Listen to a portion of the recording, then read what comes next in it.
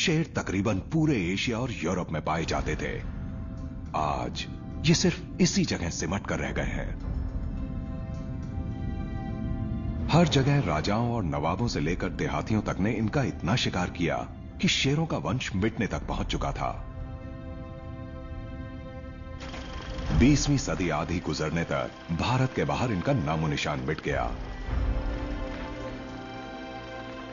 भारत में भी ये सिर्फ 20 के करीब ही बचे थे, लेकिन फिर जूनागढ़ के नवाब ने शेरों के शिकार पर रोक लगाकर इन्हें खत्म होने से बचा लिया। आज भारत में 500 से भी ज्यादा जंगली शेर हैं। इसे कहते हैं वंश रक्षा।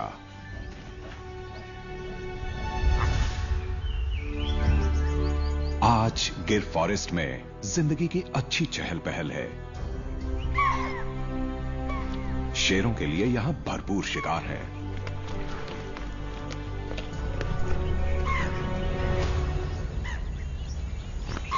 ढोर डंगर दूर रहने से जंगली जिंदगियां भी खूब खिली हैं।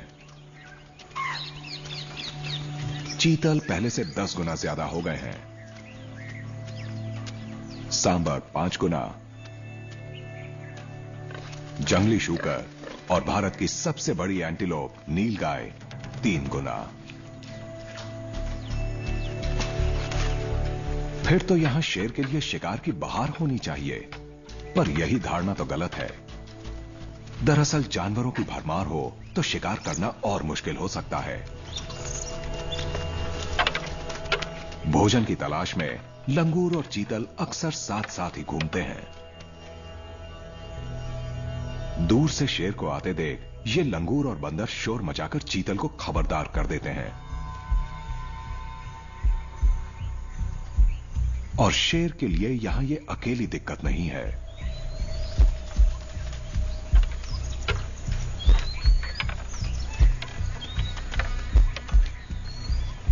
घने जंगल में शेर के लिए दूर तक देखना मुश्किल होता है, पर सुनना आसान।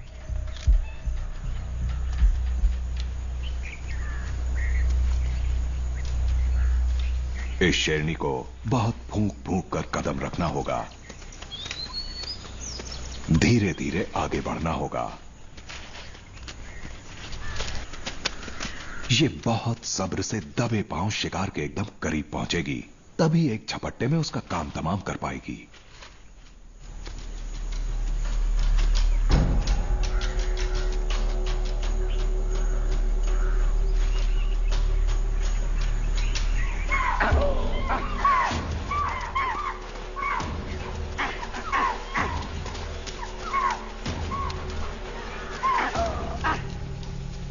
पर करीब आते आते मौका हाथ से निकल गया।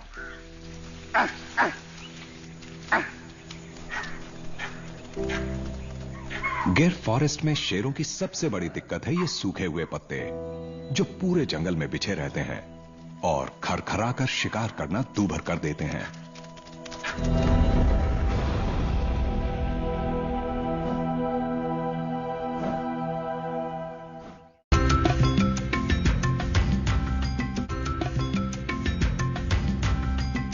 किनारे पर 1 मील की दूरी तक मादा टर्टलों का झुंड फैला रहता है।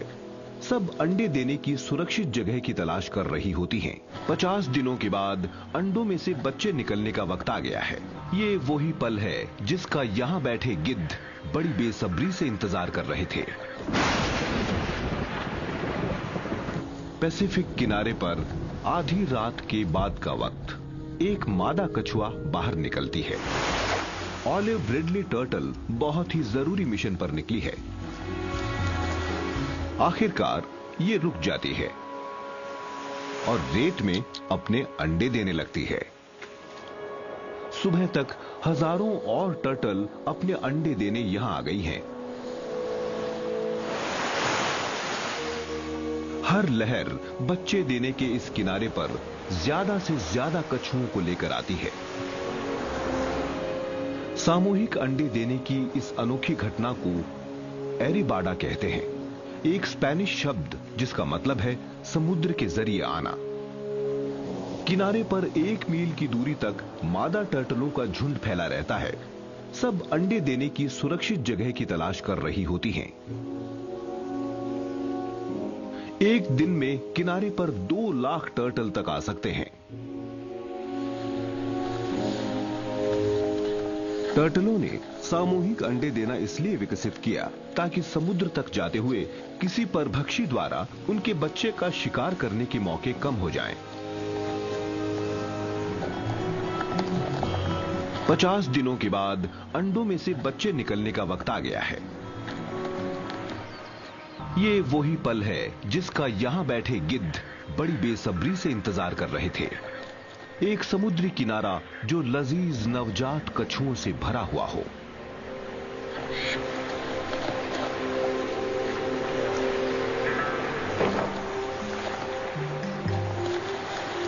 आज तो अलग अलग हर तरह के जीवों की दावत है। कुदरत बहुत बेरहम होती है। कमजोर बच्चों के जिंदा बचने के आसार बहुत कम होते हैं। सिर्फ 7% नन्हे कछुए ही समुद्र तक पहुंच पाते हैं। खतरनाक किनारे को पार करने के बाद एक नवजात कछुआ अपनी जिंदगी का सबसे पहला सफर करने को तैयार है। पर पानी में पहुंचकर भी ये पूरी तरह सुरक्षित नहीं है। पक्षी अब भी पानी की सतह से उसे दबोच सकते हैं। किस्मत से इस कछुए को बहती हुई एक विशाल पत्ती मिल गई जिसके नीचे ये छिप सकता है। अभी ये ऐसे यादगार और रोमांचक समुद्री सफर पर निकलने वाला है जो लाखों सालों से यहां होता आया है।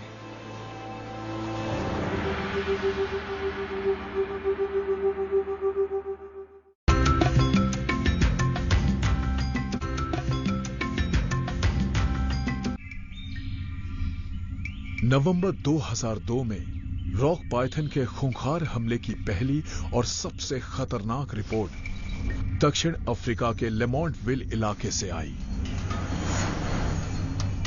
10 साल का एक लड़का अपने दोस्तों के साथ आम के बगीचे में आम जमा कर रहा है। पास ही करीब 6 मीटर लंबा एक अजगर घास में छिपा हुआ है।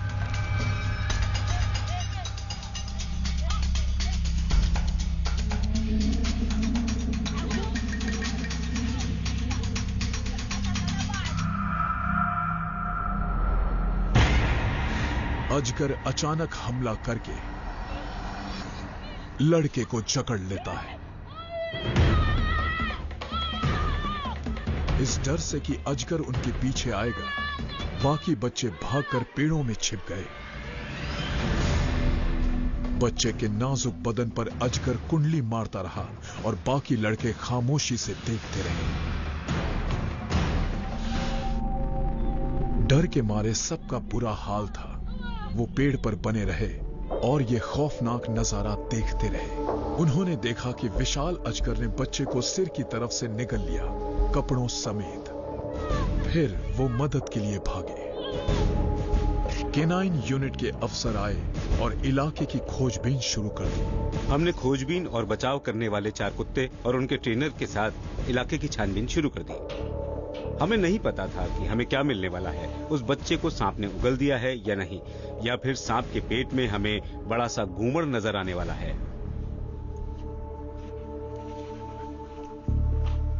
मुझे जो कुछ मिला वो परेशान कर देने वाला था। घास पर धब्बे पड़े थे, किसी भारी चीज से मिट्टी पर घसीटने के निशान पड़े थे और सरकने के निशान भी थे, जिससे लगता था मानो सांप उस बच्चे को खाकर यहां से गुजरा होगा।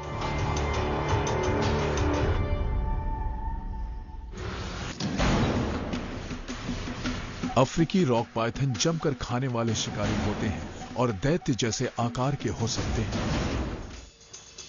बायरन ने घनी झाड़ियों में निशानों का पीछा किया, इस उम्मीद में कि उन्हें सांप और लड़का मिल जाएंगे। सांप के निशानों का पीछा करना आसान नहीं होता क्योंकि वो पैरों के निशान छोड़कर नहीं चलते, उनके सरकने के निशान मिलते हैं। हम झाड़ियों में जहां तक मुमकिन है उनका पीछा करते हैं। कई बार घास पर बना ये पैटर्न गुम हो जाता है और उसके बाद रेत पर निशान नजर आते हैं। ये निशान नदी तक आया जिसकी दूसरी तरफ कंक्रीट है। यहां से आगे निशान नहीं मिले। इस छानबीन में कुछ हासिल नहीं हुआ। जब एक सांप किसी शिकार को खाता है, किसी जानवर को, तो उसे साबुत खाता है। उसके बदन के हिस्से आसपास पड़े नजर नहीं आते। मुमकिन है कि उसने बच्चे को पूरा निगल लिया हो और इसलिए बच्चे के कोई भी सबूत नजर नहीं आए।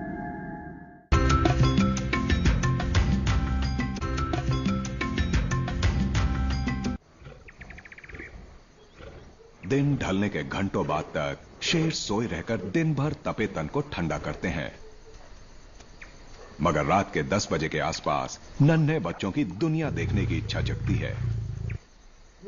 मां बच्चों को अपने पीछे आने के लिए पुकारती है।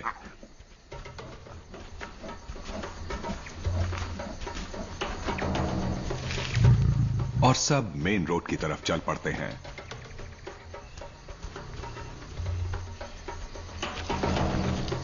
लेकिन यहां के खेतों में जाने के बजाय ये सब सड़क के रास्ते अगले गांव की तरफ बढ़ जाते हैं। गाड़ी की आवाज सुनते ही शेर सड़क के किनारे उगी झाड़ियों में गुम हो जाते हैं।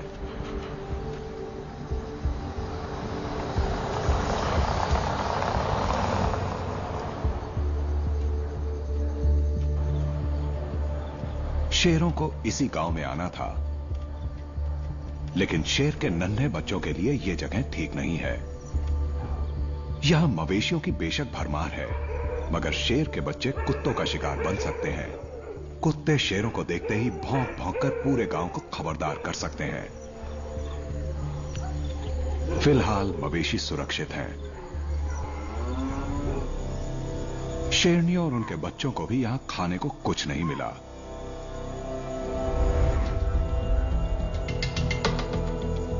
कई भूखे परभक्षी और मुर्दाखोर भी यहां भटक रहे हैं। ऐसा धारीदार लकड़बग्घा बहुत कम देखने में आता है। ये मुर्दाखोर बड़े शर्मीले होते हैं और मुर्दा जानवर की गंध बहुत दूर से ही सूंघ लेते हैं। शेरों की जूठन इनके जीने का बड़ा सहारा है।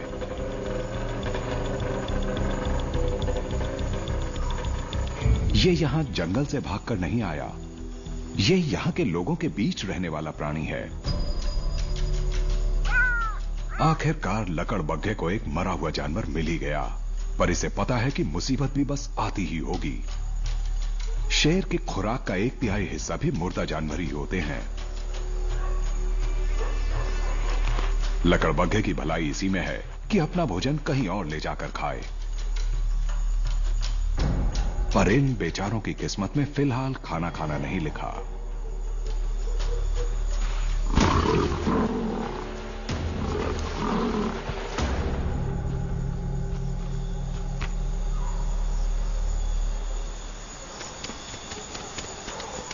जाने कहां से ये शेरनी आ धमकी और उनका खाना खुद हड़प कर खाने लग गई,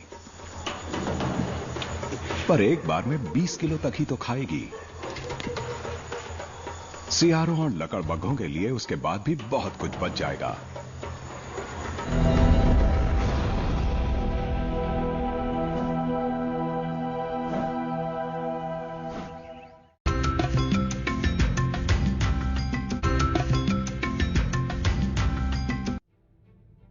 अल्बर्टा के मैदानी इलाकों में ये दोपहर का वक्त है। जंगली भैंसों का ये झुंड तेजी से आगे बढ़ रहा है। सिर्फ कुछ हफ्तों का ये मासूम बच्चा ग्रेट प्लेन्स की जिंदगी से पूरी तरह अनजान है। ये अपनी मां की अकेली संतान है और इसकी सुरक्षा के लिए वो कुछ भी कर सकती है। ग्रे भेड़िए मिलकर हमला करने के लिए जाने जाते हैं। वो कई दिनों से इस झुंड का पीछा कर रहे हैं। इस बच्चे ने अपनी हिफाजत करना नहीं सीखा है और ये एक आसान निशाना है, लेकिन लगभग 450 किलो वजनी मां उनके लिए अड़चन बन रही है। उन्होंने हमला शुरू किया है। ये दिमाग और रणनीति की जंग है। भेड़ियों से बचने की उम्मीद में भैंसे नदी में जा रहे हैं। तेज बहते पानी ने बच्चों को बुरी तरह थका दिया है, लेकिन माएं जानती हैं कि उन्हें आगे बढ़ते रहना होगा।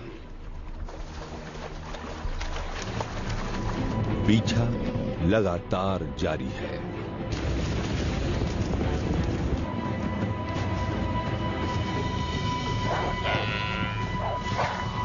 भेड़ियों को ठीक इसी मौके का इंतजार था। झुंड से अलग इन दोनों को अब 3 भेड़ियों से मुकाबला करना है। भागने की हर कोशिश के साथ ही हमला और तेज हो रहा है। मां अपने डरे हुए बच्चे को बचाने की पूरी कोशिश कर रही है। वो लड़ना नहीं सीखेगा तो मारा जाएगा। लेकिन अचानक अब खुद बच्चे ने वार किया है। एक ही पल में अब पूरा खेल बदल चुका है। मां और बच्चा अब मिलकर आगे बढ़ रहे हैं।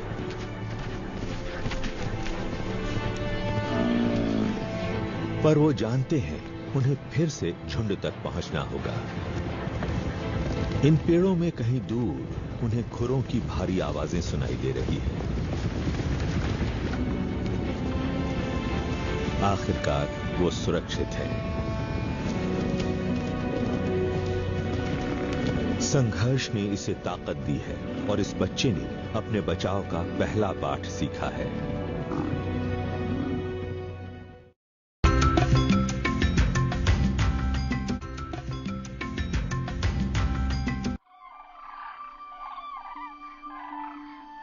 सर्दियों के मौसम में डेमोसेल क्रेन्स यहां पहुंचते ही जोर जोर से चिल्ला के अपने आने की खबर देते हैं।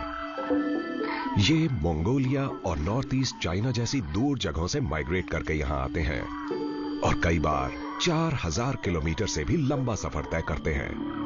इन बर्ड्स को नेचुरल वर्ल्ड का ऐसा एथलीट कहा जा सकता है जिनमें सबसे ज्यादा सहन शक्ति होती है। ये इंडिया की तरफ आने का सीधा रूट पकड़ते हैं, चाहे इसके लिए हिमालय की कुछ सबसे ऊंची चोटियों को ही क्यों न पार करना हो। इसके लिए इन्हें 26,000 फीट की ऊंचाई पर भी उड़ना पड़ता है, यानी माउंट एवरेस्ट से सिर्फ 3,000 फीट नीचे। इतने मुश्किल माइग्रेशन के लिए इन्हें काफी लंबे समय तक बिना कुछ खाए पिए रहना पड़ता है, यहां तक कि ये सो भी नहीं पाते। आज ये इस तालाब के किनारे जमा हुए हैं।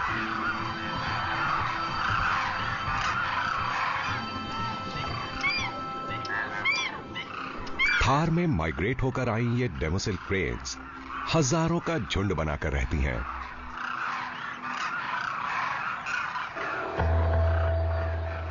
एक और विंटर माइग्रेंट स्टेप ईगल तालाब पर नजर रखे हुए है। आमतौर पर तो ये छोटी चिड़ियों का शिकार करते हैं, लेकिन इन्हें क्रेन्स पर भी अटैक करते हुए देखा गया है। लेकिन इस स्टेप ईगल का यह इरादा नहीं है।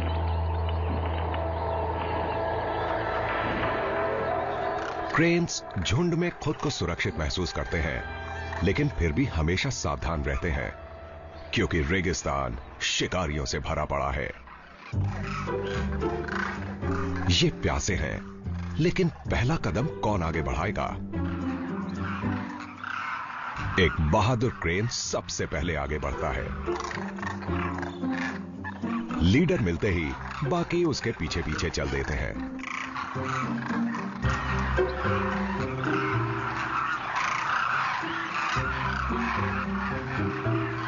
अगले कुछ महीनों के लिए ये पानी इनकी जिंदगी है। इंडिया तक आने में इन्हें काफी मुश्किल सफर तय करना पड़ा है। ये जख्मी क्रेन लंगड़ाकर किनारे तक पहुंचता है। हाई टेंशन केबल्स, शिकारियों के बुलेट्स और ट्रैप्स जैसे खतरों का सामना भी इन बर्ड्स को करना पड़ता है। ये क्रेन तो लकी था, लेकिन बहुत से नहीं होते। इन डेमोसेल क्रेन्स को यहां कूंज कहा जाता है। हिंदू लोक कथाओं में इन्हें सैकड़ों सालों तक ग्रेस और ब्यूटी का सिंबल माना गया है।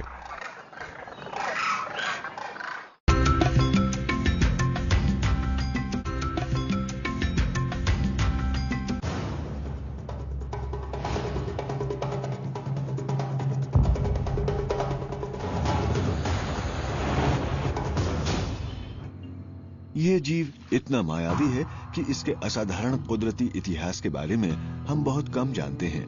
हाँ, इतना जरूर मालूम है कि इसका छलावरण कुदरत का एक अजूबा ही है। यह है ग्लास मेंढक। ये मादा इंसान के नाखून जितनी बड़ी है।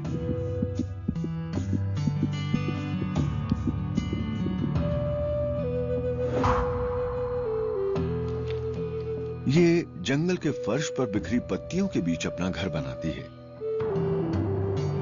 एक मैक्रो लेंस से नजर आया कि इसके पेट की त्वचा इतनी पारदर्शी है कि इसका लाल दिल भी नजर आ रहा है। चावल के दाने जितना बड़ा इसका दिल 1 मिनट में 40 बार धड़कता है।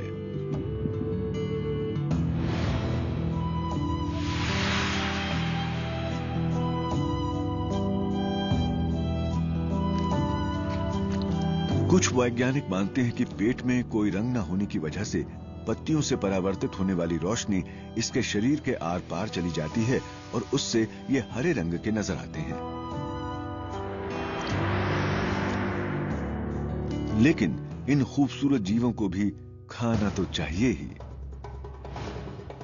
आमतौर पर ये छोटे छोटे कीटों को खाते हैं, लेकिन कभी कभी अपने बच्चों को ही खा जाते हैं।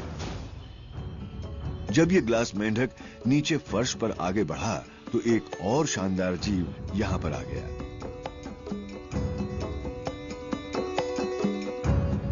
रंगों का ये अनोखा मगर खतरनाक उदाहरण विकास का एक शानदार नमूना है। ये वेलवेट वर्म सख्त कवच वाले जीवों और कीड़ों के परिवारों के विकास के बीच की कड़ी है।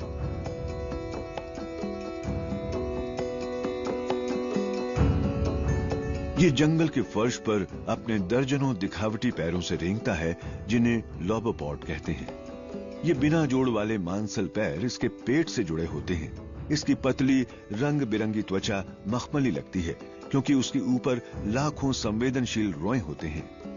ये उनकी ही मदद से अपना शिकार ढूंढता है। दिन में चमकने वाला इनका शरीर एक चेतावनी है कि ये बेहद जहरीले हैं।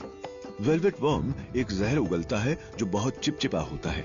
इसके एंटेना के नोजलों से निकला वो चिपचिपा जहर ही इसके शिकार या शिकारी को बेहोश कर देता है या फिर मार डालता है।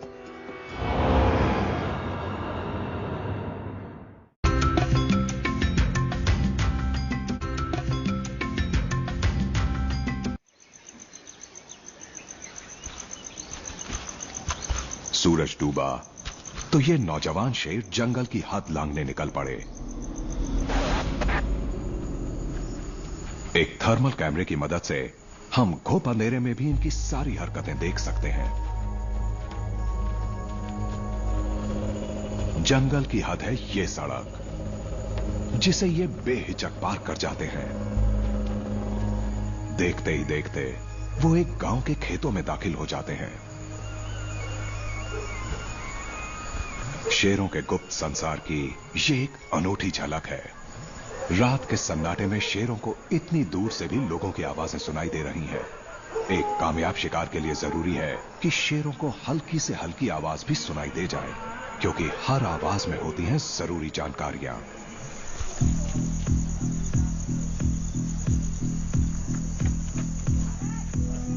यहां से 20 किलोमीटर दूर के गांव में एक बड़ा शेर किसी के मवेशी को मार गया है।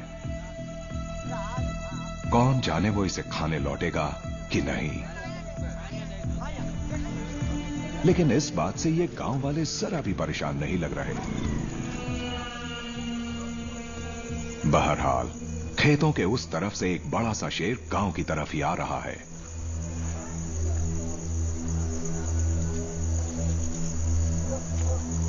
खाने का मजा लेते परिवार को एहसास ही नहीं है कि उन पर किसी खूंखार शिकारी की नजरें हैं।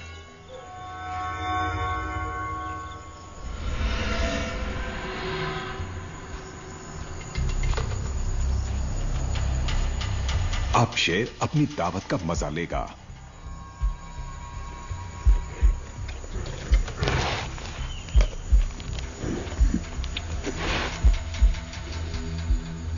घर का मालिक बाहर आता है तो जंगल के राजा को अपने आंगन में मौजूद पाता है। बातों बातों में पूरे गांव को खबर हो जाती है। शेर को देखने पूरा गांव भागा आता है, पर बिना किसी हिफाजत के शेर के सामने जाना तो निरा पागलपन ही होगा।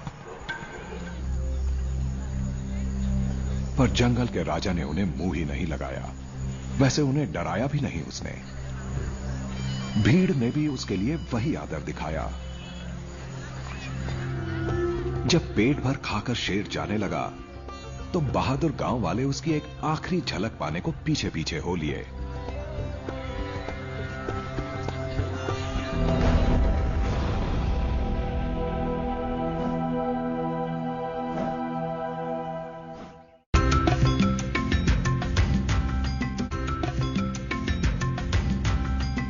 सरकारी गिनती के अनुसार भारत में तेंदुओं की तादाद लगभग 14,000 है। कुछ वैज्ञानिकों का मानना है कि असल में इनकी तादाद शायद इससे भी ज्यादा है। तेंदुओं की नजर बहुत तेज होती है, यहां तक कि अंधेरे में भी। लेकिन तेंदुआ असल में है क्या? अंग्रेजी में लेपर्ड या पैंथर कहा जाने वाला तेंदुआ दुनिया की जानी पहचानी बड़ी बिल्लियों में से एक है। बाघ उनमें सबसे भारी भरकम और सबसे लंबा है। उनमें कुछ बड़े नरों की नाक से पूंछ तक की लंबाई 4 मीटर तक हो सकती है। वजन और लंबाई के मामले में शेर दूसरे नंबर पर है, लेकिन इसकी ऊंचाई बाघ से ज्यादा हो सकती है। जैगुआर तेंदुए जैसा ही दिखता है, लेकिन ये उससे बड़ा होता है और इसका सिर भी भारी होता है। इसके शरीर पर धब्बे नहीं होते। ये निशान गुलाब के फूल के आकार के हैं और इन्हें रोजेट्स कहते हैं। चीता जमीन पर रहने वाला सबसे तेज जीव है। ये ऐसी अकेली बड़ी बिल्ली है जिसके शरीर पर धब्बे होते हैं। भारत में लोग अक्सर तेंदुओं को गलती से चीता कह देते हैं, लेकिन ये दोनों बिल्लियां बिल्कुल अलग अलग हैं। तेंदुओं के शरीर पर भी रोजेट्स होते हैं, लेकिन ये जैगुआर के रोजेट्स से अलग होते हैं। तेंदुए अफ्रीका और एशिया के कुछ हिस्सों में पाए जाते हैं, जिनमें चीन और भारत भी शामिल है। सरकारी गिनती के अनुसार भारत में तेंदुओं की तादाद लगभग 14,000 है। कुछ वैज्ञानिकों का मानना है कि असल में इनकी तादाद शायद इससे भी ज्यादा है, लेकिन सिकुड़ते हुए आवास क्षेत्र के कारण तेंदुओं और इंसानों के बीच टकराव बढ़ रहा है। भारत के कई हिस्सों में बड़ी बिल्लियों को नुकसान पहुंचाने वाला मानकर खत्म कर दिया जाता है। जवाई शायद अकेली ऐसी जगह है जहां हाल में तेंदुओं द्वारा इंसानों पर हमले या इंसानों द्वारा तेंदुओं को मारे जाने की कोई खबर नहीं आई है। यहां ये ग्रेनाइट की छोटी पहाड़ियों पर निर्भर हैं, जो इनका ठिकाना है।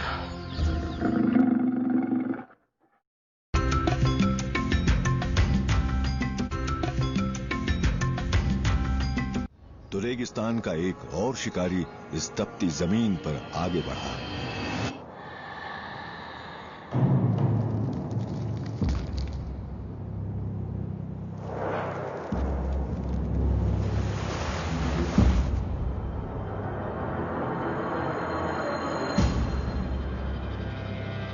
ये तेज निगाहें एक बुजुर्ग कछुए की हैं। ये करीब 100 साल का तो होगा।